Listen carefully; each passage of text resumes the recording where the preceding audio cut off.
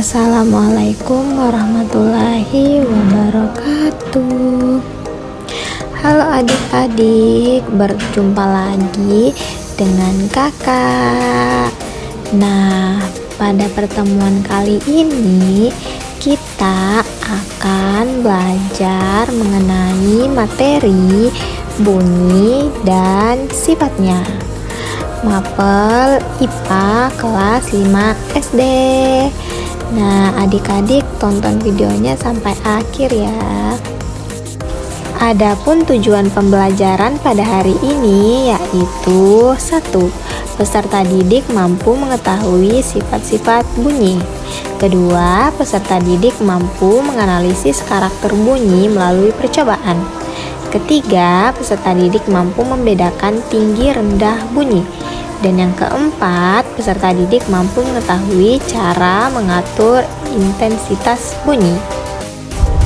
Adik-adik, pernahkah kalian memainkan alat musik seperti gitar, suling, atau drum?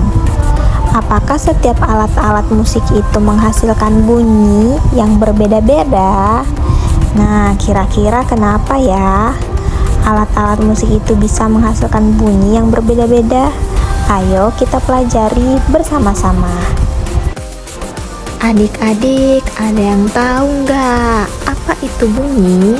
Kira-kira apa ya? Nah, jadi bunyi atau suara merupakan gelombang getaran yang timbul dari benda yang bergetar. Ketika benda menerima gaya seperti pukulan, tiupan, atau gesekan yang menyebabkan bergetar, maka bunyi akan tercipta. Seperti itu ya adik-adik. Selanjutnya kita akan membahas sifat-sifat bunyi. Nah, adik-adik, sifat-sifat bunyi terbagi menjadi 3 ya. Yang pertama ada bunyi dapat merambat, yang kedua bunyi dapat dipantulkan, dan yang ketiga bunyi bergerak ke segala arah. Nah, adik-adik, kita akan bahas satu persatu ya. Nah, adik-adik, sifat bunyi yang pertama yaitu ada bunyi dapat merambat. Bunyi dapat merambat melalui media padat, cair, dan gas. Misalnya meja. Meja itu benda padat, air itu benda cair, dan udara itu benda gas. Namun, bunyi tidak dapat merambat di ruang hampa atau ruang tanpa udara. Nah, adik-adik, kira-kira bagaimana cara bunyi merambat ya? Mari kita lakukan percobaan. Percobaan ke-1. Nah, adik-adik, adapun langkah-langkahnya yaitu pertama, atur posisi duduk kalian di meja. Kedua, ketukkan jari teman kalian dengan pelan di meja. Ketiga, letakkan kepala hingga telinga menyentuh meja. Apakah kamu mendengar bunyi? Keempat, bandingkan perbedaan bunyi yang terdengar jika kepala diangkat dari meja. Yang kelima, lakukan langkah 2-3 secara bergantian dengan teman kalian. Dan yang keenam, tulis hasil percobaan kalian pada lembar kerja. Selanjutnya, percobaan kedua. Adapun langkah-langkahnya yaitu pertama, posisikanlah duduk kalian saling membelakangi seperti yang terlihat pada gambar. Yang kedua, bisakah kalian mendengar suara teman kalian? Yang ketiga, selanjutnya coba salah satu dari kalian pergi keluar ruangan dan memanggil teman yang masih duduk di dalam kelas. Keempat, bisakah teman yang masih duduk di kelas mendengar suara teman yang memanggil dari luar ruangan? Dan yang kelima, tulis hasil percobaan kalian pada lembar kerja. Nah, adik-adik, menurut kalian dari 2 percobaan yang sudah dilakukan, media manakah yang paling baik dalam merambatkan bunyi, meja atau udara? Ya, benar.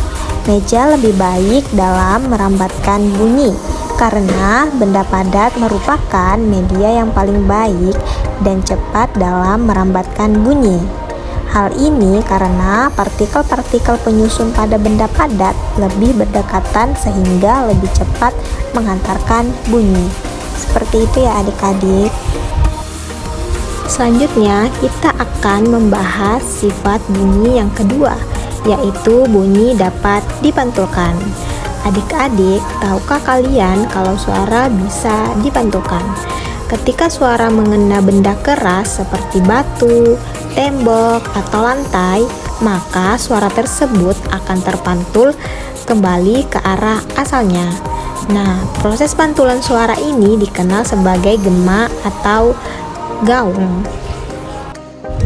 Nah, adik-adik, benda-benda lembut seperti busa, bantal, karpet, atau kain akan menyerap suara. Menurut kalian, mengapa kita tidak mendengar gema di dalam rumah ya?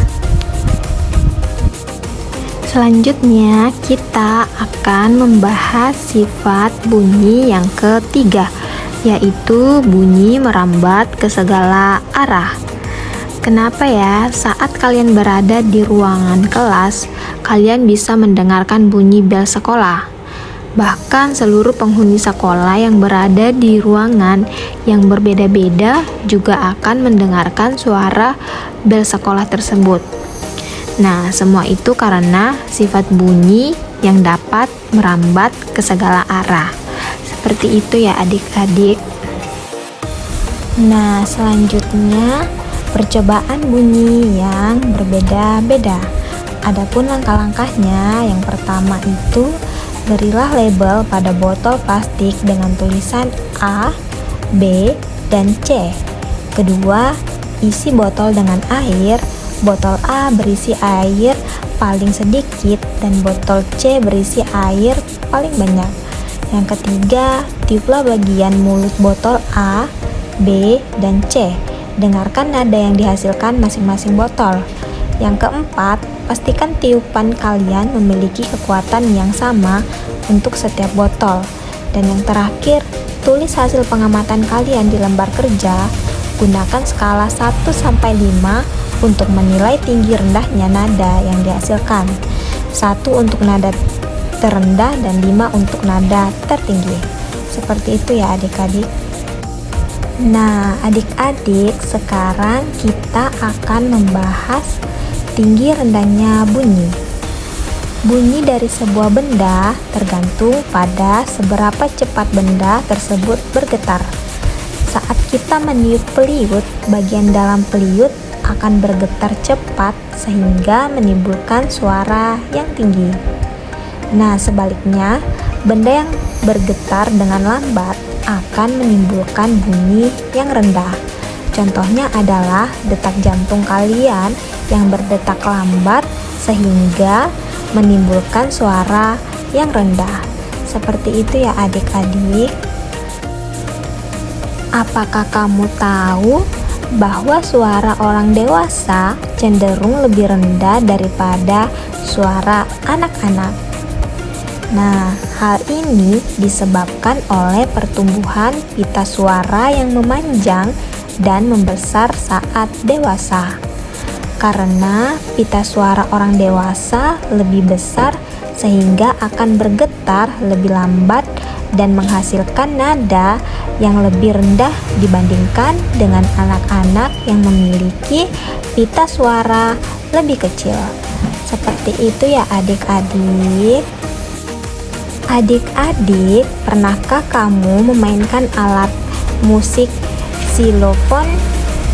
Pada xilofon, semakin panjang batang xilofon yang dipukul, maka getaran dihasilkan akan semakin lambat, sehingga bunyi yang dihasilkan akan semakin rendah.